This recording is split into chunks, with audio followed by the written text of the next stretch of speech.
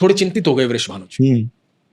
मां कीर्ति चिंतित हो गई, पल भर के लिए चिंतित हुए, फिर कहा कि कोई बात नहीं, ये जैसी भी है हमारी बच्ची है।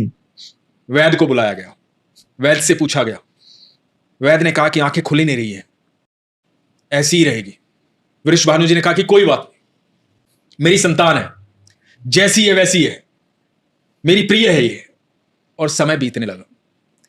कहा जाता है करीबन करीबन 11.5 महीने के बाद यहां जेल में कंस के यहां देवकी और वसुदेव के यहां वो संतान जन्म लेती है जिसका वर्षों से इंतजार चल रहा था, जिसके लिए मां देवकी इतने सालों से तड़प रही थी। अनंत ब्रह्मांड का मालिक धरती पर आता है कृष्ण। कृष्ण को लेकर के वसुदेव नंद बाबा के घर आते हैं, नंद बाबा को सौंपते हैं। इधर जब नंद बाबा के यहां कृष्ण आ जाते हैं तो नंद बाबा उत्सव मनाते हैं। बड़े उत्सव की तैयारी होती है कि मेरे यहां पुत्र ने जन्म लिया है। तो उस उत्सव में न्योता भेजा जाता है वृषभानु जी को। तो वृषभानु जी और मां कीर्ति अपनी लाडो रानी के साथ उस उत्सव में आते हैं।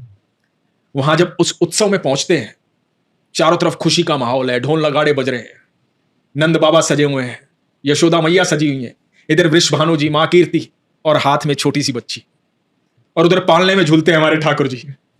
तो मां कीर्ति की गोदी में छटपटाती है लाडो, नीचे उतरती है, पहली बार धरती पर पैर रखती है और अपने घुटनों के बल चलती चलती पालने तक जाती है। और जब पालने तक पहुंचती है, वहां आंखें मूंदे ठाकुर जो लेटे हुए हैं, जब पालने पर लाडो रानी पहुंचती है तो ठाकुर जी की आंखें खुलती हैं। जब ठाकुर जी की आंखें खुलती हैं तो इधर लाडो रानी की आंखें खुलती हैं। मनी मन बात होती है कि इतने महीनों से इंतजार कर रही थी तुम्हारा। तो ठाकुर जी मनी मन कहते हैं मैं भी तो तड़प रहा था वहां वैकुंठ में यहां आने के लिए। तो इतना अद्भुत प्रेम कि उसके लिए इतना इंतजार, इतना प्यार। तो राधा रानी ने इस धरती पर सबसे पहले किसी को देखा तो वो कृष्ण थे।